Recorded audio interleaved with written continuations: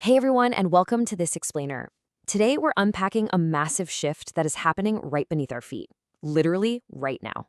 We're going to dive into a really fascinating array of recent research, systemic literature reviews, and hard industry data to figure out how Generation Z is fundamentally disrupting traditional workplace dynamics.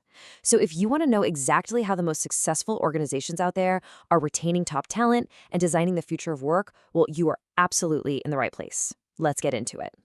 I want to start off by asking you a really direct question. Honestly, think about this.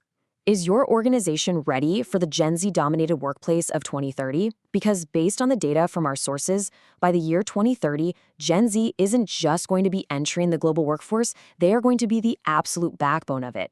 And as the literature systematically reviews, they are demanding radical changes to how management works. So the time to prepare for this isn't 2029, it's right now.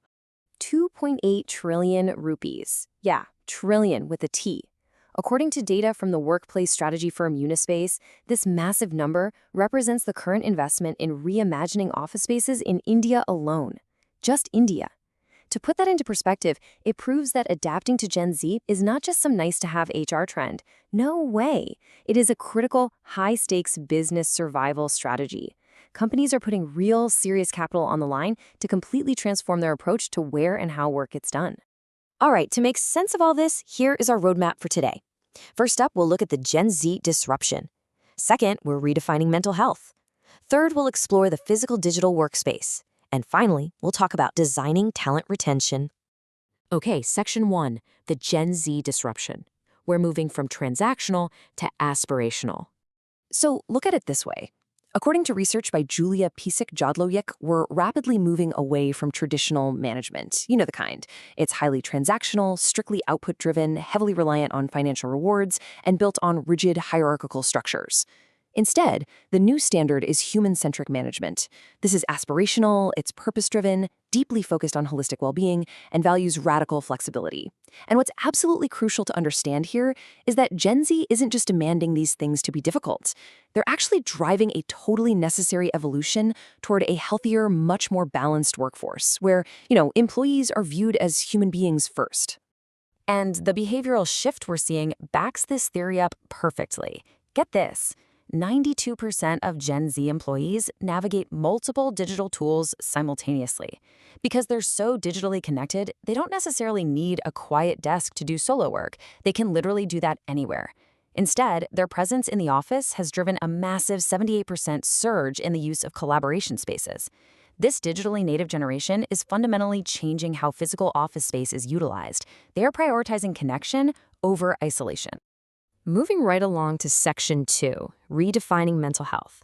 This is the psychological shift. The real game changer here is how we actually define mental health today. In the Gen Z context, it's no longer traditionally defined as just, the absence of illness.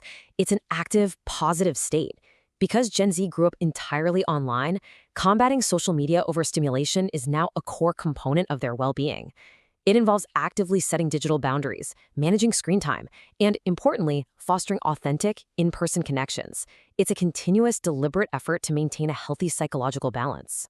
But here's where we find a really fascinating friction point. While Gen Z are absolute digital experts, researchers note they often face what's called an in-person social skill deficit. Basically, they can struggle with the subtle nuances and the art of face-to-face conversation. Because of this, relying solely on digital communication actually hurts their mental well-being over the long term. So, providing in-person mentorship and authentic human connection, that is absolutely vital for building their resilience in the workplace. All right, Section 3, the physical-digital workspace. Let's look at the environmental shift.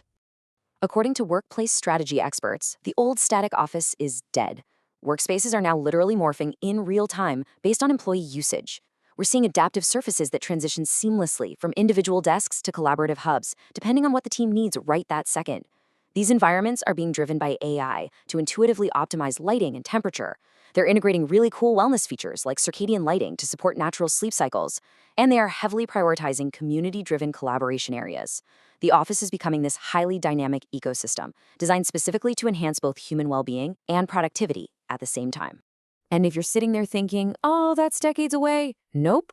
Look at these projections. Between 2025 and 2027, experts project complete physical-digital integration with personalized environmental controls becoming the standard. Then, moving into 2027 to 2030, we are looking at autonomous workplace systems, holographic collaboration spaces, and carbon-negative operations. This gives business leaders a very concrete look at a fast-approaching future. The urgency to adapt your infrastructure right now is very, very real. Which brings us to our final section, Section 4, Designing Talent Retention, the strategic shift. Because honestly, if you don't build the right policies, all that beautiful high-tech workspace won't stop your top talent from leaving. Drawing from comprehensive systematic literature reviews on talent retention, we find a stark reality. Gen Z loyalty is highly conditional. Traditional retention strategies that rely solely on financial compensation, they simply fail with this cohort. To retain them, organizations have to fulfill a strong psychological contract, which includes offering genuine, authentic work-life balance and a shared sense of purpose. So how do we actually pull that off? Well, the literature outlines a continuous engagement journey. Step 1, utilize AI and digital recruitment to be efficient, but never, ever lose the human touch during the actual interviews. Step 2, engagement absolutely cannot stop after week 1. You have to continue deep engagement far past that initial onboarding phase, so employees feel valued as humans, not just output machines. And step 3, abandon that rigid corporate ladder. Provide personalized, horizontal career paths and constant upskilling opportunities so they feel like they are perpetually growing. To make this hyper-practical for you, here are some highly actionable policy changes you can implement right now. First, redefine performance to be result-based, not time-based. It's about what they achieve, not how many hours they sit in a chair. Second, officially add mental health days or well-being days as valid sick leave to help alleviate burnout. Third, offer radical flexibility not just in where they work, but in what they learn and how they grow. And finally, invest in soft skills training. Remember that social skill deficit we talked about earlier?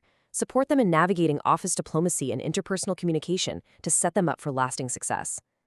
I want you to consider this really powerful takeaway from the design thinking research. Your team members are your greatest assets.